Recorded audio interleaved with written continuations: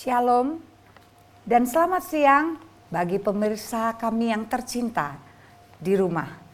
Sukacita kami bersama dengan GKPI Sidorame, Jemaat Khusus Sidorame Medan, dan berserta dengan narasumber kami untuk kita boleh memulai mimbar agama Kristen kita hari ini. Terima kasih. Sebelumnya kami akan memperkenalkan narasumber kami, Ibu Pendeta Neni Suryani Pasaribu. Selamat siang Ibu. Selamat siang Bu. Selamat siang. Dan hari ini kita akan memperlihatkan pujian yang sangat spesial dari Kor Ama GKPI Jemaat Khusus Sidorame yang berjudul Bangunlah Jiwaku.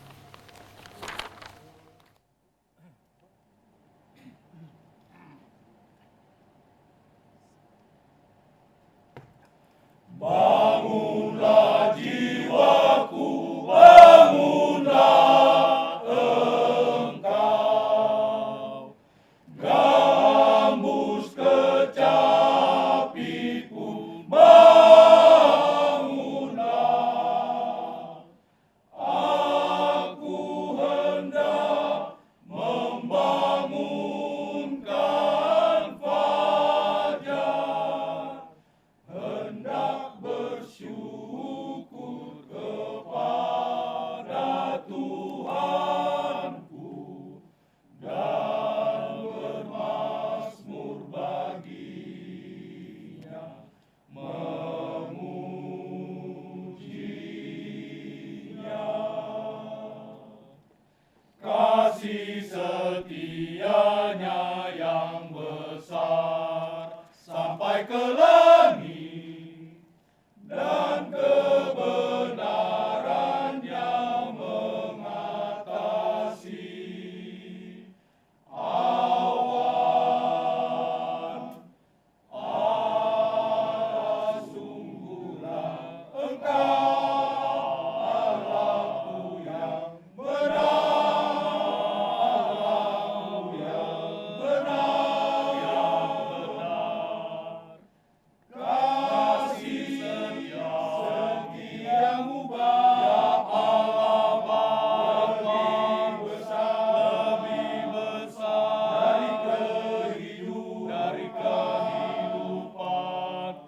Ku menyerahkan di Kau Tuhan dengan bibirku.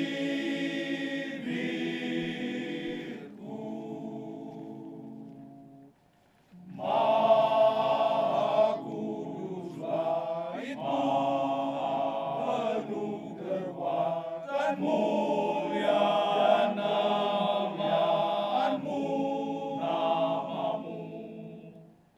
Haus jiwaku padamu,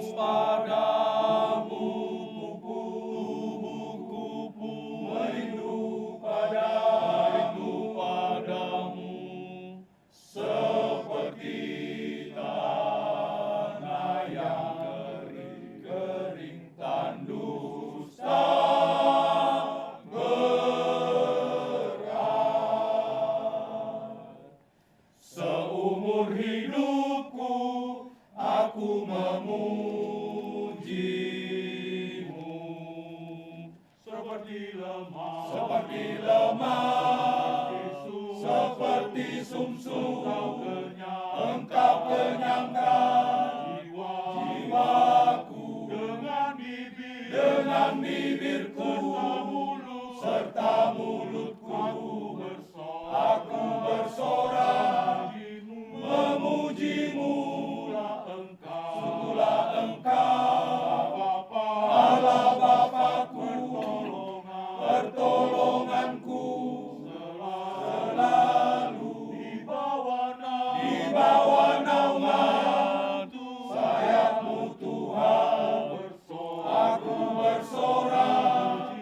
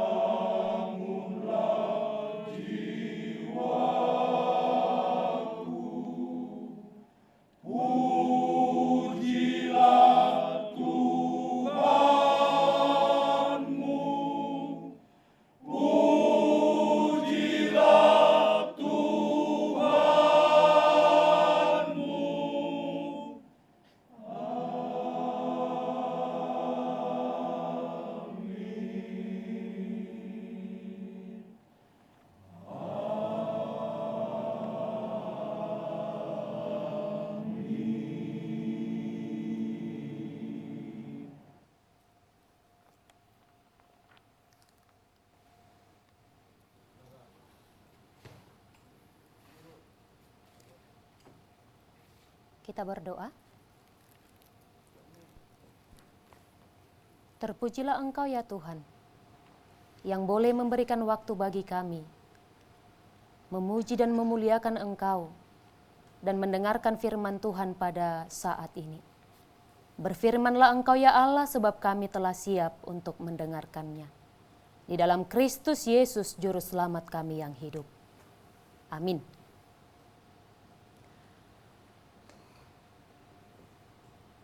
Bapak, Ibu, saudara-saudari, pemirsa TVRI Sumatera Utara, firman Tuhan bagi kita hari ini tertulis di dalam 1 Korintus pasal 8, dimulai dari ayat yang pertama sampai ayat yang ke-13. Marilah kita mendengarkannya, kami akan membacakannya bagi kita. Di bawah judul perikop tentang persembahan berhala. Tentang daging persembahan berhala kita tahu, kita semua mempunyai pengetahuan. Pengetahuan yang demikian membuat orang menjadi sombong, tetapi kasih membangun. Jika ada seorang menyangka bahwa ia mempunyai sesuatu pengetahuan, maka ia belum juga mencapai pengetahuan sebagaimana yang harus dicapainya. Tetapi orang yang mengasihi Allah, ia dikenal oleh Allah. Tentang hal makan daging persembahan berhala kita tahu, tidak ada berhala di dunia dan tidak ada Allah lain daripada Allah yang Esa. Sebab sungguh pun ada apa yang disebut Allah, baik di sorga maupun di bumi, dan memang benar ada banyak Allah dan banyak Tuhan yang demikian. Namun bagi kita hanya ada satu Allah saja, yaitu Bapa, yang daripadanya berasal segala sesuatu, dan yang untuk Dia kita hidup, dan satu Tuhan saja, yaitu Yesus Kristus, yang olehnya segala sesuatu telah dijadikan, dan yang karena Dia kita hidup. Tetapi bukan semua orang yang mempunyai pengetahuan itu.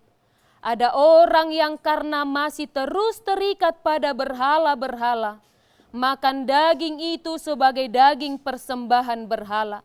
Dan oleh karena hati nurani mereka lemah, hati nurani mereka itu dinodai olehnya. Makanan tidak membawa kita lebih dekat kepada Allah. Kita tidak rugi apa-apa kalau tidak kita makan. Dan kita tidak untung apa-apa kalau kita makan. Tetapi jagalah supaya kebebasanmu ini jangan menjadi batu sandungan bagi mereka yang lemah. Karena apabila orang melihat engkau yang mempunyai pengetahuan sedang duduk makan di dalam kuil berhala, bukankah orang yang lemah hati nuraninya itu dikuatkan untuk makan daging persembahan berhala? Dengan jalan demikian orang yang lemah, yaitu saudaramu yang untuknya Kristus telah mati, menjadi binasa karena pengetahuanmu. Jika engkau secara demikian berdosa terhadap saudara-saudaramu dan melukai hati nurani mereka yang lemah, engkau pada hakikatnya berdosa terhadap Kristus. Karena itu, apabila makanan menjadi batu sandungan bagi saudaraku, aku untuk selama-lamanya tidak akan mau makan daging lagi, supaya aku jangan menjadi batu sandungan bagi saudaraku. Demikianlah pembacaan firman Tuhan. Saudara-saudari yang terkasih di dalam nama Tuhan Yesus Kristus, pada hari ini kita akan menggumuli 1 Korintus pasal 8 ayat 1 sampai ayat 13 ini, di bawah judul terang, jangan menjadi batu sandungan bagi sesama. Dan boleh kita lihat latar belakang daripada perikop kita hari ini adalah ketika jemaat yang berada di Korintus kala itu sedang mengalami persoalan perbedaan pendapat yang berdasarkan dari hasil pengetahuan mereka. Ada yang mengatakan bahwa daging yang telah dipersembahkan kepada berhala itu dapat dimakan. Tetapi ada juga yang mengatakan menurut pengetahuan mereka, ketika daging sudah dipersembahkan kepada berhala, tidak dapat dimakan lagi. Itulah persoalan yang boleh kita lihat dari 1 Korintus pasal 8 ayat 1 sampai ayat 13 ini. Maka dari itu saudara-saudara, sebenarnya konteks ini bukan hanya ada pada jemaat Korintus kala itu. Mungkin pada konteks kita saat ini, ketika dipertanyakan kepada kita, apakah itu dapat dimakan atau tidak, mungkin akan mengalami perbedaan pendapat juga.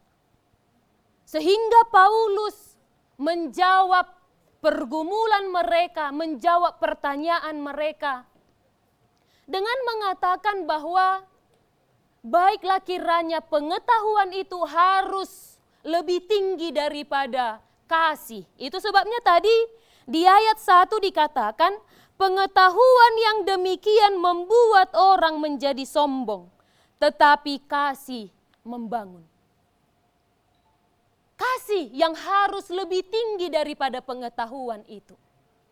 Dan itu amat sangat jelas Paulus sampaikan juga di dalam 1 Korintus pasal 13 ayat 2. Paulus mengatakan demikian. Sekalipun aku mempunyai karunia untuk bernubuat dan aku mengetahui segala rahasia dan memiliki seluruh pengetahuan, dan sekalipun aku memiliki iman yang sempurna untuk memindahkan gunung, tetapi jika aku tidak mempunyai kasih, aku sama sekali tidak berguna. Kasih yang harus lebih tinggi daripada pengetahuan itu. Maka dari itu, Paulus fokus ke sana. Supaya kiranya persoalan perbedaan pendapat itu boleh menemukan titik temu. Dan untuk konteks kita sekarang ini, tentu kita begitu memperjuangkan yang namanya HAM. Kita sangat menjunjung tinggi hak asasi manusia. Sehingga kita memiliki kesetaraan yang sama. Orang dapat dan boleh berpendapat, maka kita juga dapat dan boleh berpendapat. Kita memiliki hak yang sama. Tetapi di samping itu, apakah pada akhirnya ketika HAM itu, hak asasi itu, kita peroleh, benar juga telah membawa sukacita bagi orang lain atau malah sebaliknya. Kita hanya ngotot dengan apa yang menjadi hak kita tanpa memperdulikan hak mereka. Maka dari itu, Bapak, Ibu, Saudara-saudari, terkhusus pemirsa TVRI Sumatera Utara. Perbedaan pendapat, perbedaan pengetahuan boleh menjadi sesuatu hal yang membangun persaudaraan ketika dikatakan di ayat 2 tadi, di ayat 1 tadi, tetapi kasih membangun. Maka dari itu, sebagaimana Paulus di sini memotivasi jemaat Korintus dan memotivasi kita sekarang bahwa kasih harus lebih tinggi daripada pengetahuan. Dan dia yang adalah Paulus juga mengatakan, benar, pengetahuan daripada kalian itu yang menyatakan hanya ada Allah, ya itu benar.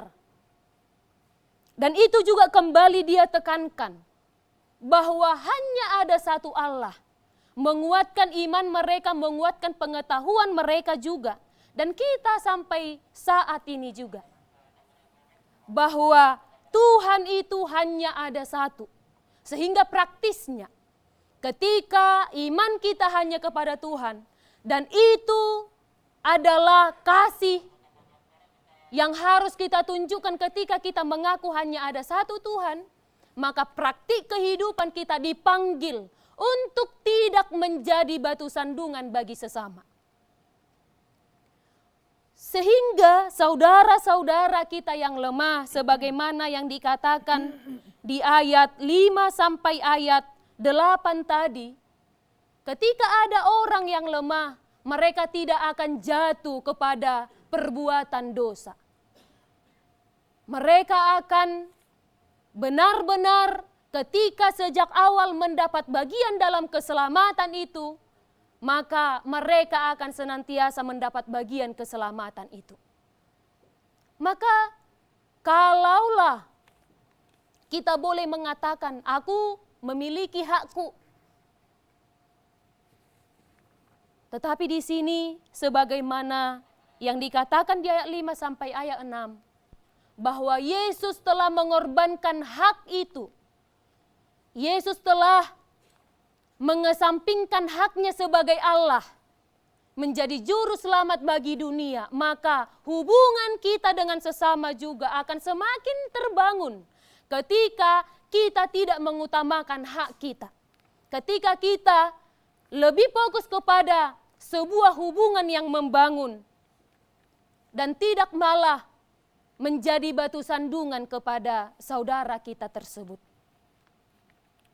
Maka Bapak, Ibu, saudara-saudari yang terkasih di dalam nama Tuhan kita Yesus Kristus, hari ini panggilan kepada kita melalui perikop khotbah pada hari ini, 1 Korintus pasal 8 ayat 1 sampai ayat 13, memanggil kita untuk tidak menjadi orang yang percaya, tetapi menjadi pada nyatanya menjadi orang yang membawa duka cita, batu sandungan bagi saudara kita.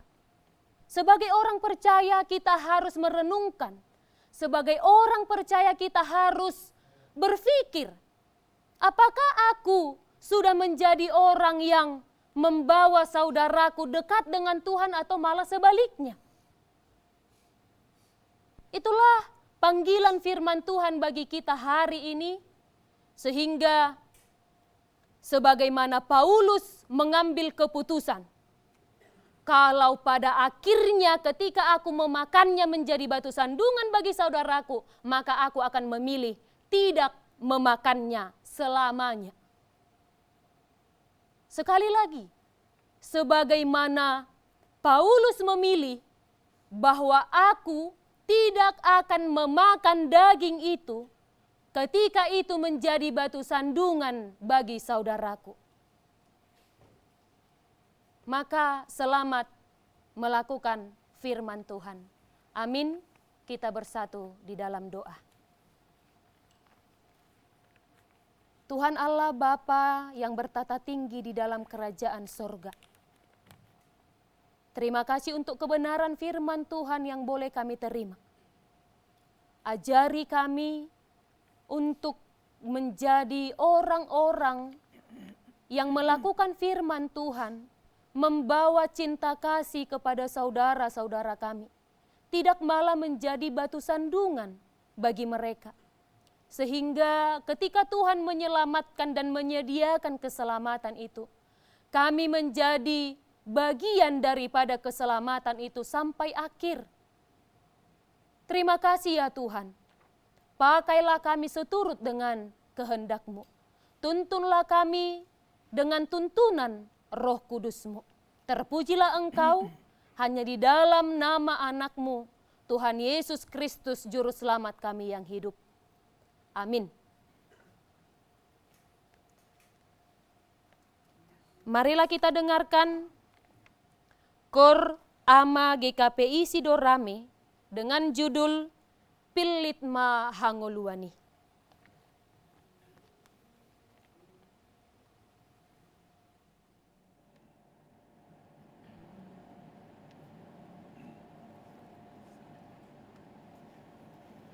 Numatakas di botohona di dogni Tuhan Jehovah debata molonan sonang jala mangolu doho tumpa ubama parangemi tung suraso di tangi honhobe manang marbalik roha hamsian Tuhani jala oloho di ela manomba debata silebani ala ingot ma Tuha magoando Tuha mateando jambarni dibaheni bisan dilehon Tuhani holongi rohana iliho pilit maholuani sai pilit nadu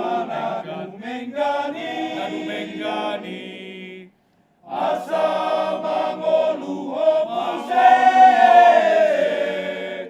dohot rupino parmusogo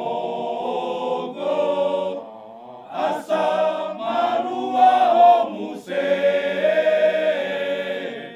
dohot pino parmusogo tung suraso ditangi honhobe manang marbalik roha hamsian Tuhani jala oloho di ela manomba debata silebani ala ingot ma Tuha magoando Tuha mateando jambarni dibaheni bisan dilehon Tuhani holongi rohana iliho pilih hamoluani sai pilih nadu menggani asa mangoluho mase dohot itu pino parmusogo asa malua homuse dohot pino parmusogo.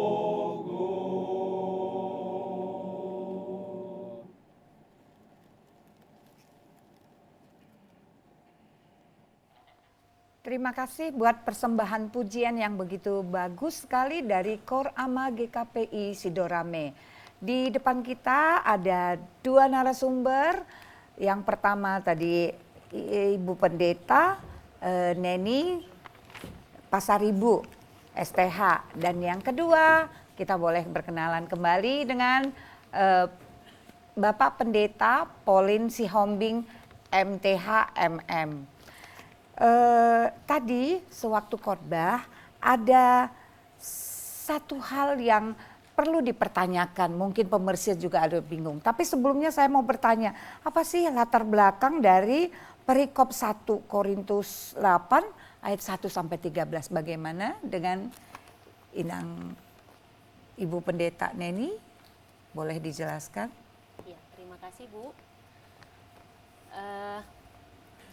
Tadi dalam khotbah memang sudah kami singgung, namun mempertajam kembali bahwa konteks daripada perikop khotbah kita yang telah kita dengarkan, bahwa kota Korintus itu adalah kota yang memiliki perkembangan yang begitu pesat, baik dalam ilmu, dan dapat dikatakan bahwa kota Korintus ini adalah tempat para cendekiawan. Sehingga dengan berbagai pengetahuan mereka dan dengan kepintaran mereka begitu, itulah yang menjadi ukuran, patokan daripada penilaian mereka akan sesuatu hal. Dan mereka sangat amat menyombongkan, boleh dikatakan menyombongkan seperti yang di ayat pertama tadi ya kan Bu, menyombongkan pengetahuan mereka. Sehingga dengan itu tentu menciptakan persoalan-persoalan di dalamnya. Begitu. Mungkin boleh ditambahkan oleh Bapak Pendeta Pauline Sihombing tentang latar belakang perikop ini. Ya, terima kasih Miss Susi yang telah memberikan pertanyaan ini, sangat bagus sekali. Ya, tadi sudah memang dijelaskan oleh Inang Pendeta Nini Suryani Pasaribu, latar belakang daripada Korintus itu sendiri. Dan pada jemaat Korintus atau di kota Korintus itu banyak sekali Allah-Allah atau ilah-ilah, dan memang latar belakang daripada jemaat Korintus ini sendiri kan berasal dari kepercayaan yang lain yang pernah menyembah berhala seperti itu ya. Nah, ketika mereka melihat kenyataan seperti itu, bahwa mereka sudah menjadi seorang yang percaya atau pengikut Yesus, kemudian melihat ada orang yang duduk makan persembahan kepada berhala, sementara dia baru terbangun imannya. Nah, bagaimana ini sebenarnya? Nah, itu yang membuat jemaat itu bertanya kepada Paulus, bagaimana sebenarnya bahwa ada orang yang mengetahui bahwa itu adalah daging persembahan kepada berhala, kok dimakan? Kan begitu kan? Nah, kami tahu bahwa kalau daging persembahan kepada berhala itu ya tidak boleh dimakan, itu kan udah kepada berhala. Ya, kita yang sudah hidup dalam kekristenan ini ya nggak boleh memakan daging persembahan itu.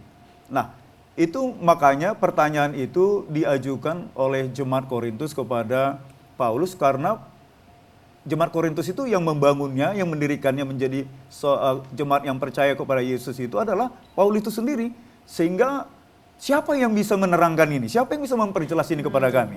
Maka mereka mempertanyakan kepada Paulus kembali, bagaimana sebenarnya sikap orang yang percaya tentang makan daging kepada berhala itu.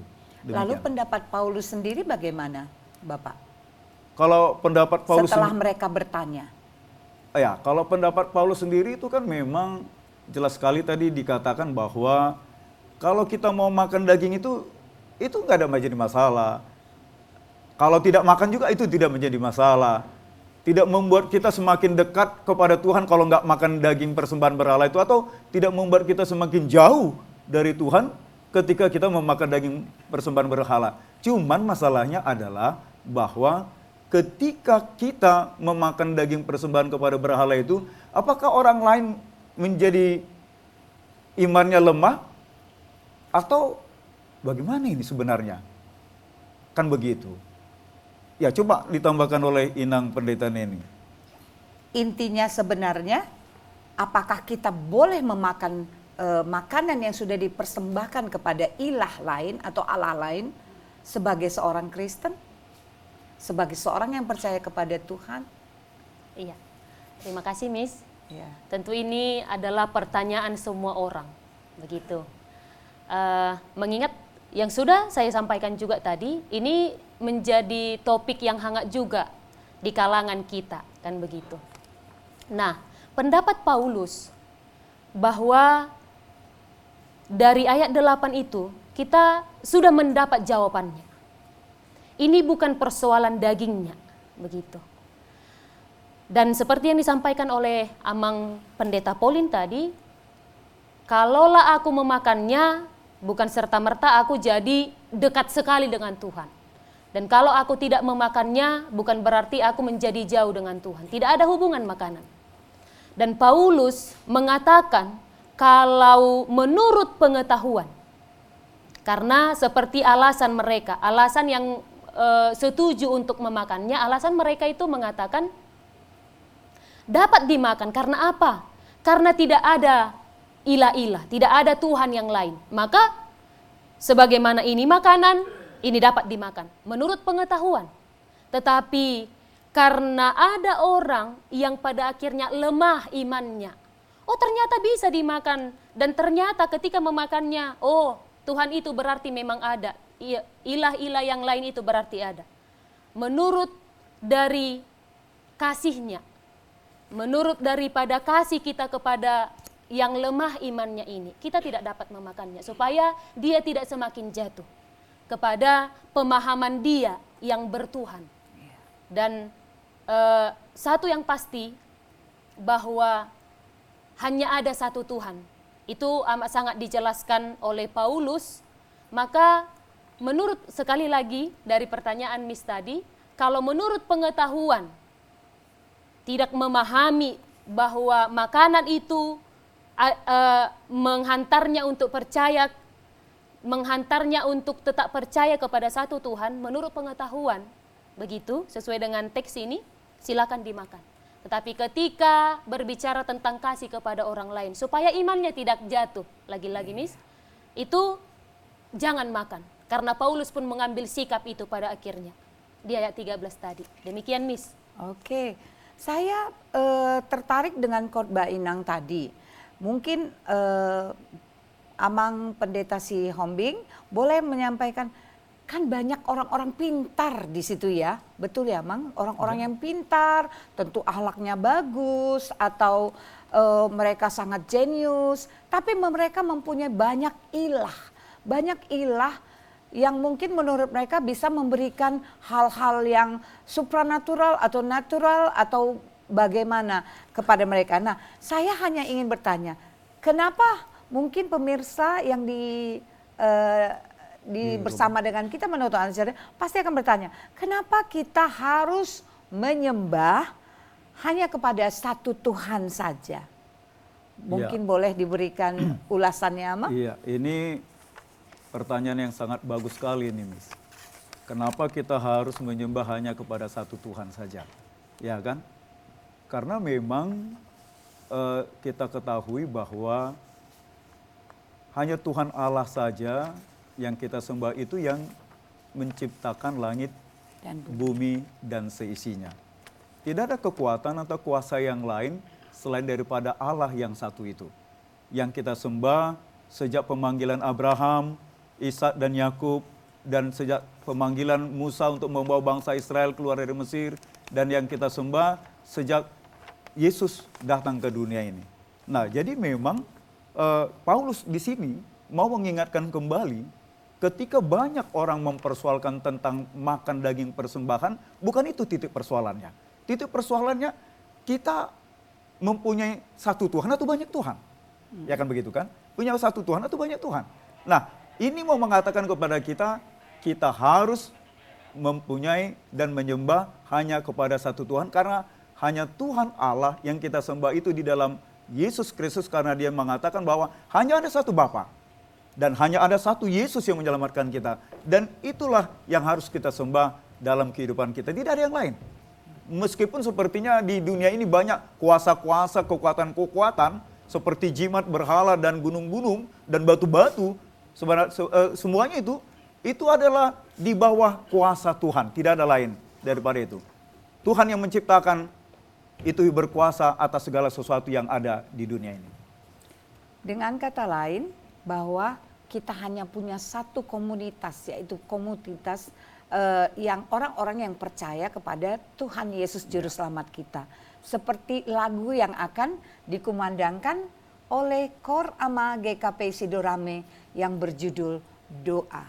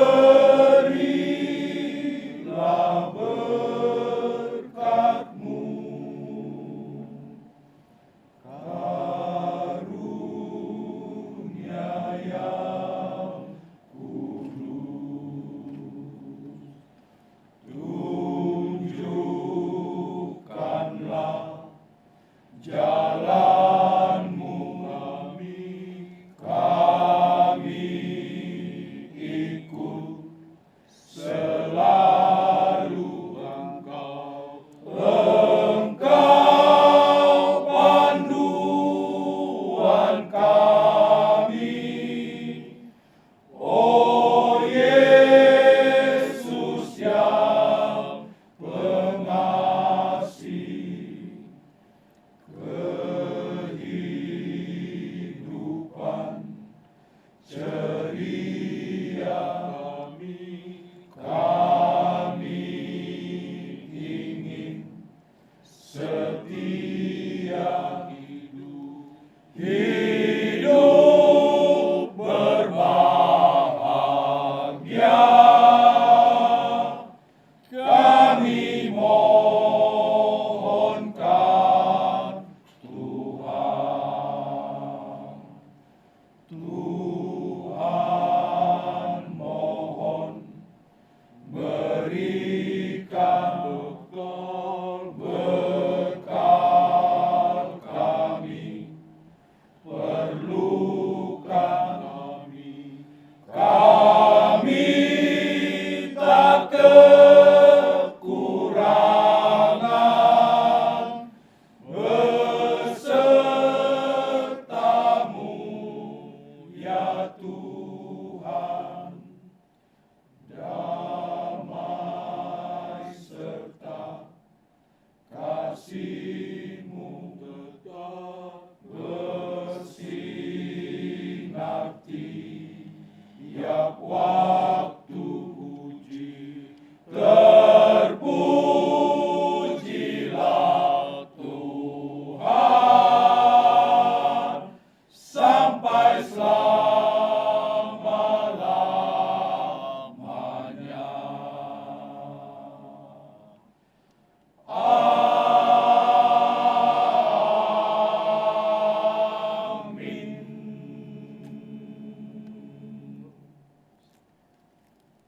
Kembali lagi, saya agak tertarik dengan tema jangan menjadi batu sandungan kepada sesama.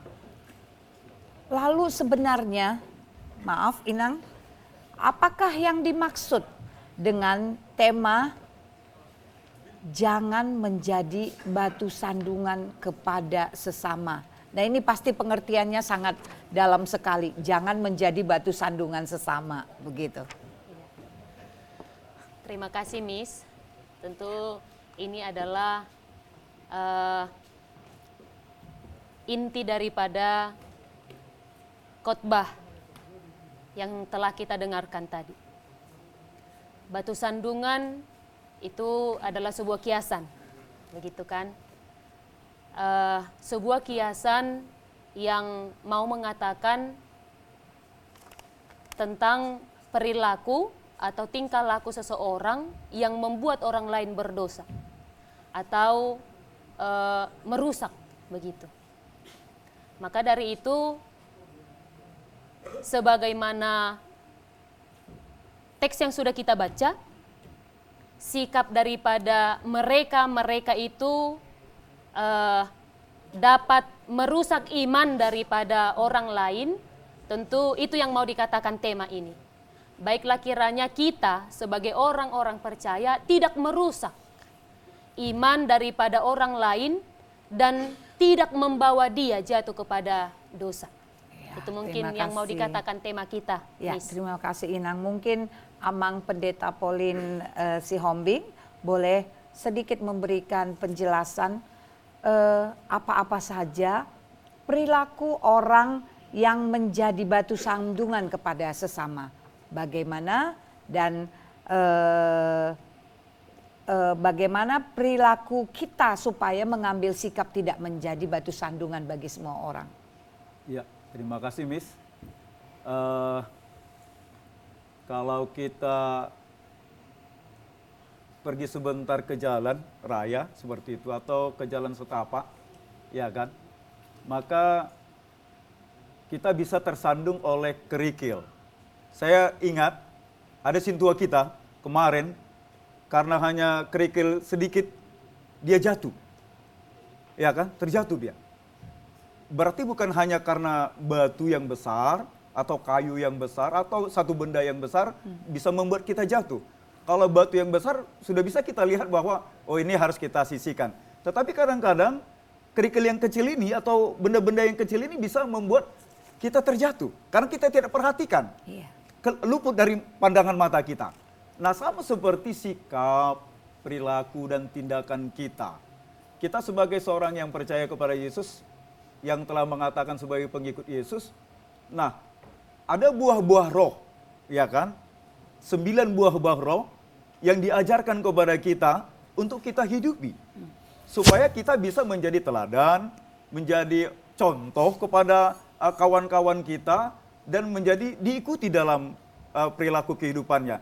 Tetapi ada juga larangan-larangan yang harus kita hindarkan dalam kehidupan kita ini. Larangan-larangan yang diajarkan oleh Tuhan Allah ini lah yang harus kita hindarkan supaya kita jangan menjadi batu sandungan kepada orang lain. Yang suka memfitnah lah, suka memberitakan berita bohong lah, dan lain sebagainya.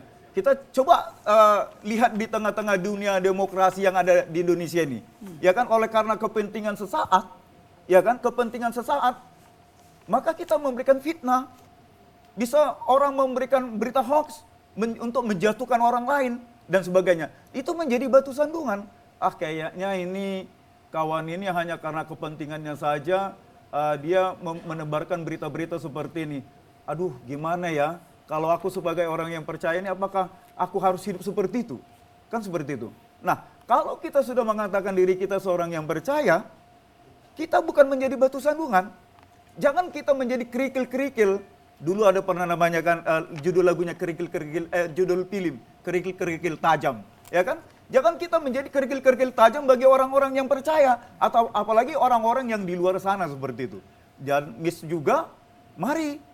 Yang pendeta juga mari, Korama juga mari, kita semuanya, pemirsa TVRI Stasiun Sumatera Utara ini, jangan menjadi kerikil kita bagi sesama kita, tetapi jadilah contoh, jadilah teladan. Bagaimana supaya menjadi teladan dan contoh? Itu tadi, mari hidup dalam firman Tuhan di dalam kehidupan kita.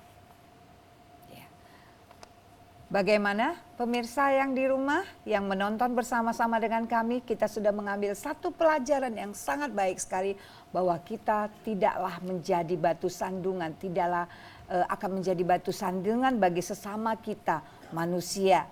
Dan mungkin kita juga harus selalu setia dan loyal kepada Tuhan kita, Yesus Kristus Juru Selamat kita secara pribadi maupun di dalam pelayanan. Baiklah, kami akan mengakhiri Mimbar Agama Kristen, Mimbar Agama Kristen TVRI Sumatera Utara. Tetapi saya perlu mendengar satu ulasan kor yang terakhir ini, yaitu judulnya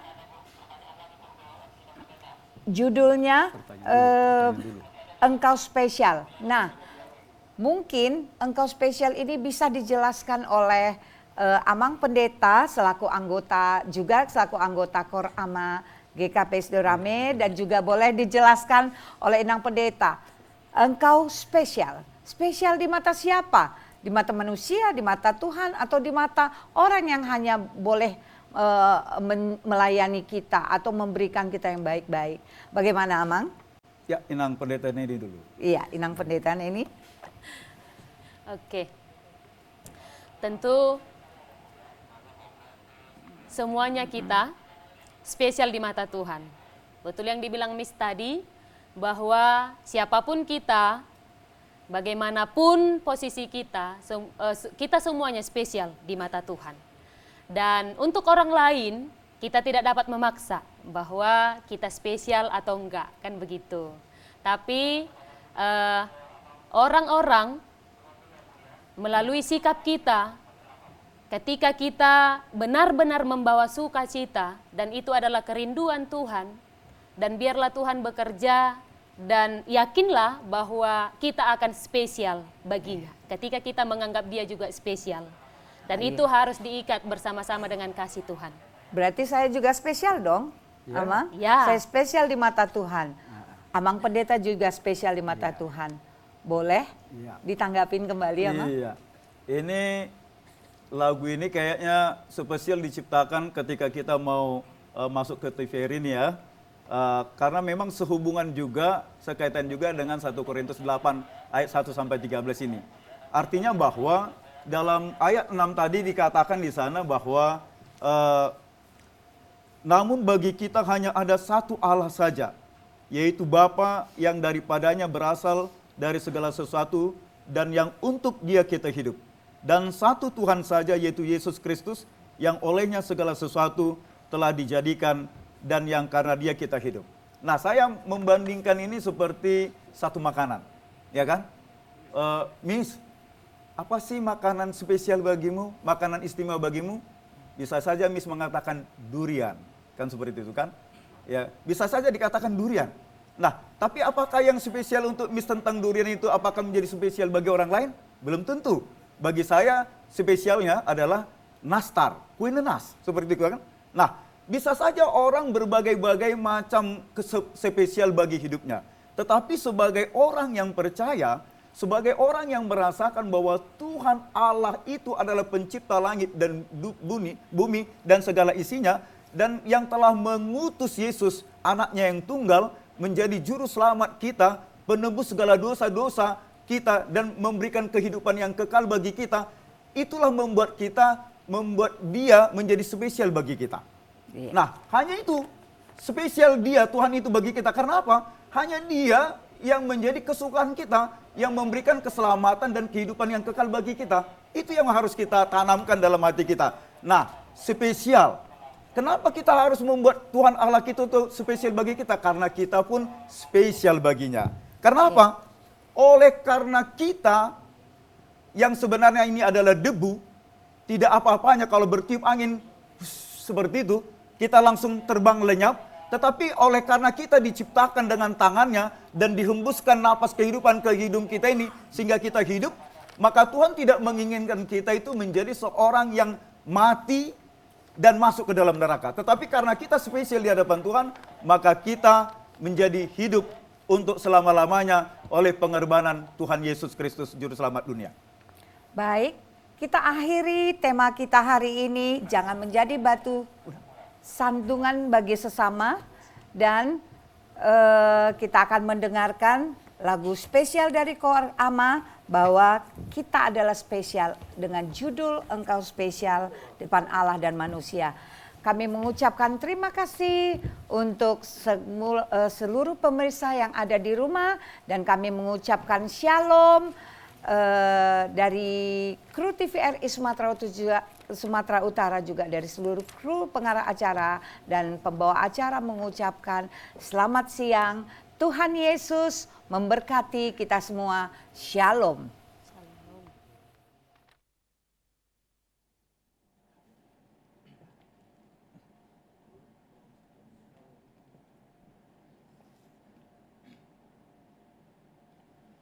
Engkau spesial dijadikan Tuhan. Engkau spesial dijadikan Tuhan. Dalam mengatasi keadaan hidupmu, Engkau spesial dijadikan Tuhan. Terkadang datang gelombang menerpa hidupmu, angin badai kerikil tajam, godaan si jahat. Tuhan Yesus, kuatkan diriku, ku percaya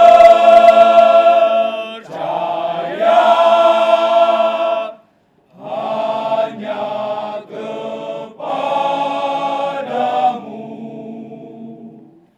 Engkau spesial dijadikan Tuhan. Engkau spesial dijadikan Tuhan dalam mengatasi keadaan hidupmu. Engkau spesial dijadikan Tuhan. Meskipun wabah penyakit menyerang dirimu, penderitaan dan tantangan sungguh sangat berat. Tuhan Yesus, kuatkan diriku. Ku percaya hanya kepadamu. Engkau spesial dijadikan Tuhan. Engkau spesial dijadikan Tuhan.